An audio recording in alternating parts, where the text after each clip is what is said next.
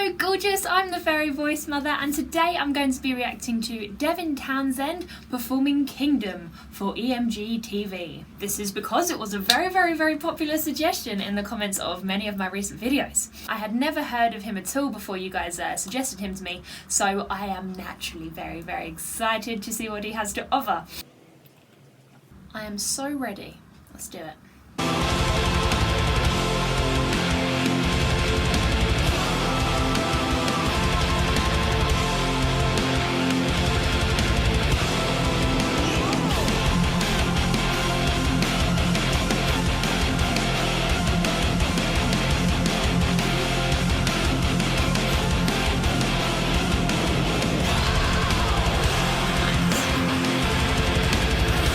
Scream there.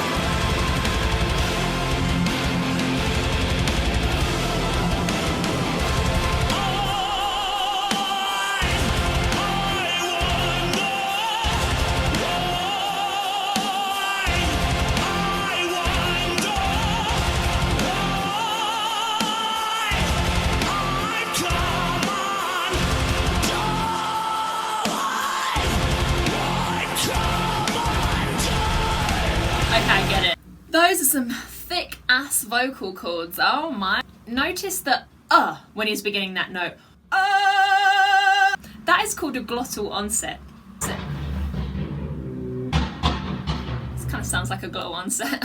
I wonder. So your glottis or your rima glottidis is like a little entrance to your, this is very awkward how I've done this. It's like a little gateway in your pharynx. When we're going to achieve that hard sound, that glottis slams shut like that, we tighten it, and the pressure starts to build up, and then we just kind of pop it through. Get that that's what you're hearing, that little build up of pressure. Is that helpful? No. Glottal onsets are used all the time in lots of different genres of music, especially pop and musical theatre for belty notes like But what Devin is doing here is really taking that to an extreme level. He's tightening it very tight. So his vocal cords are very thick and angry and making a very intense, almost distorted sound because there is so much pressure built up in his larynx. His vibrato is in quite a classical position. It's kind of quite forwards. And that combined with this really harsh glottal onset thing, the dude's bomb. A lot of opera-y people, like opera teachers and singers and stuff, will say this is quite an undesirable sound and not something that they would teach. And I say it's allowed. You're more than welcome to try this yourself. One thing you should watch out for though is if you start to cough, you should probably chill out for a second and do some humming and stuff like that. Coughing is a sign that you've built up a little bit too much pressure in the larynx and your vocal cords are going to be like, no, I'm not doing it. So you should listen to them and be gentle with them and do some gentle humming to bring them back together, nice and cozy. Who can see that? Okay, we're good. Let's carry on. We were good.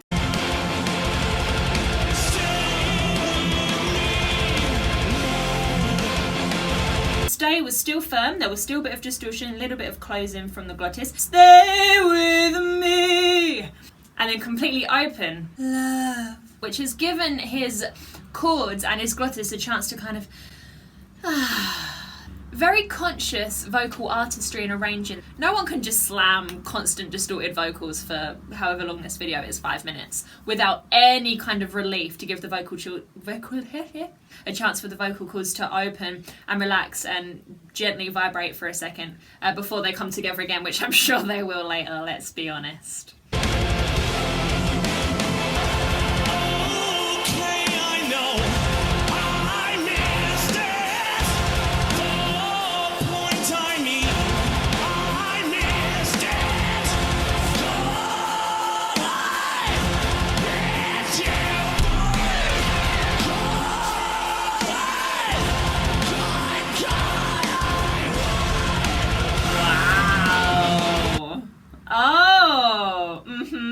He's so expertly blended those slightly cleaner but still distorted belty sounds with something much more distorted. There's no all of a sudden, it doesn't hit you, it just starts to build and get more aggressive and that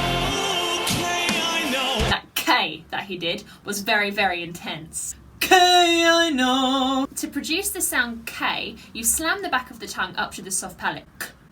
So for that k to be so harsh like that, that just goes to prove how much pressure he really is building up in his larynx. And it works like this because the k kind of breaks the seal, okay? When you bring the tongue back down after you've done with your k, a bunch of that pressure is allowed out into the mouth, into the head. And that's what you can hear, that k. If he'd have sung that with a little bit less intensity, less power behind the folds, okay, I know, it would have come out like that. But that's not what he's going for, and thank goodness, because this is really, really unique. It really helps you pick up on his vibe, which is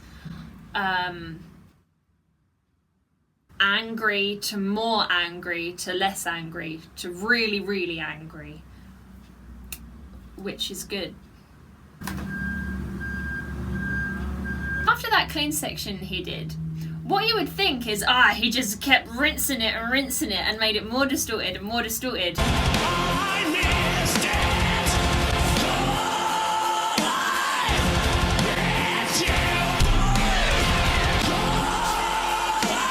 But actually it's quite the opposite. And what's happening as he turns into that scream is air begins to come through the vocal cords, and then all of the beautiful overtones and the characteristics, all of the grit and that kind of thing, is just movements in things such as the uvula and the soft palate, everything kind of shaking around, false chords potentially as well, just to create such a 3D intense sound.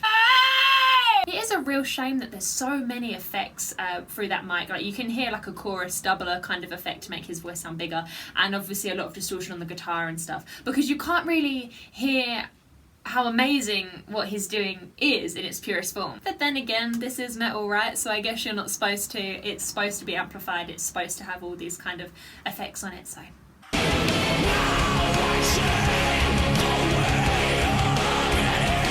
See, that was more of a false growl there, wasn't it? There was less of that intensity with the true folds.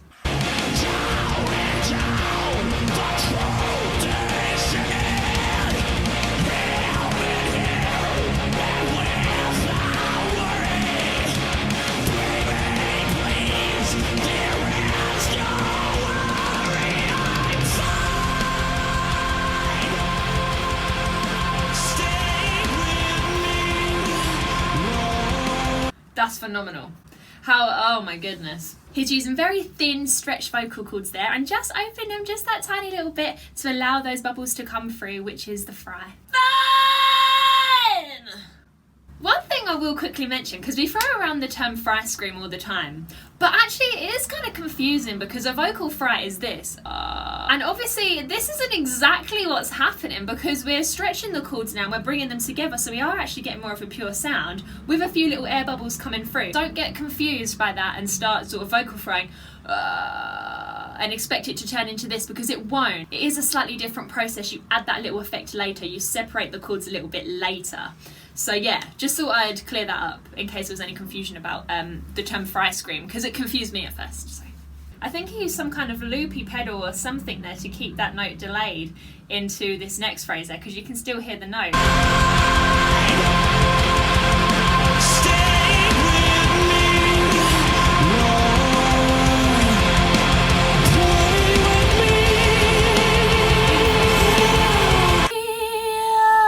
Falsetto with a little bit of laryngeal vibrato is a lovely little bit of relief from this distortion, yes. All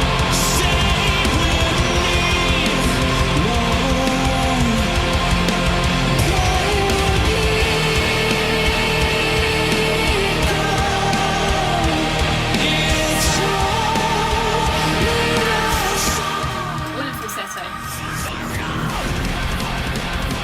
Did you sign? Not now, watch this. The most epic guitar solo in EMG TV's history.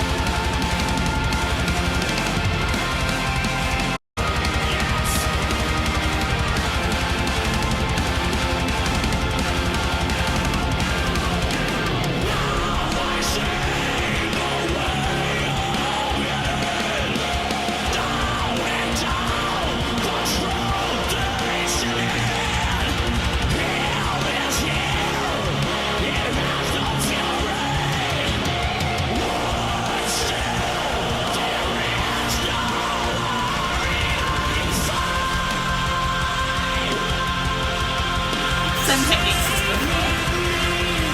And very clean.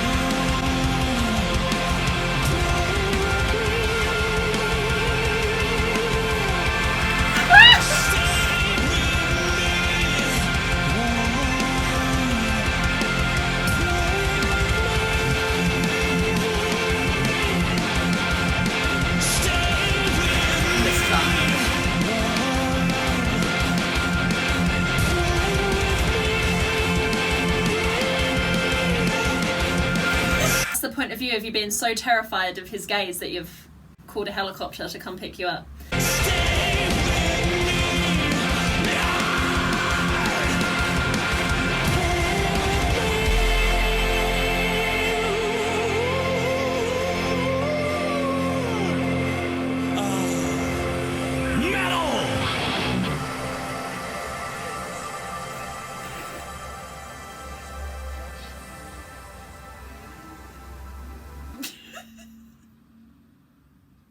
I would play with him under supervision. So he's basically established his kind of core methods for extreme vocals. He's got his force fold growl or scream, and then he's got his fry scream, and then from there he just kind of paints a picture and molds the shape of his pharynx, moves different tissue around in different places to create such a variety of sounds. I want to be his friend so badly. I bet he is so interesting. He doesn't strike me as like the small talk kind, you know. There's a lot in there for him. You can't argue with that. I'm officially devastated. I'm very curious to see what else he does and how else he uses his vast array of sounds he has available, all of his screams and onsets and faces. So if any of you guys know of a performance of his with less effects, maybe a more acoustic, well, not an acoustic setup, but something with less effects, then please link me up to that, because I would love to hear what his voice sounds like, slightly less adulterated. And that's it. Thank you so much for watching this video today. I hope you enjoyed it as much as I've enjoyed making it. If there are any singers that you would like to see me react to, please let me know in the comments. It would be my pleasure. Have a beautiful day. I love you very much, and I'll see you again next time. Bye!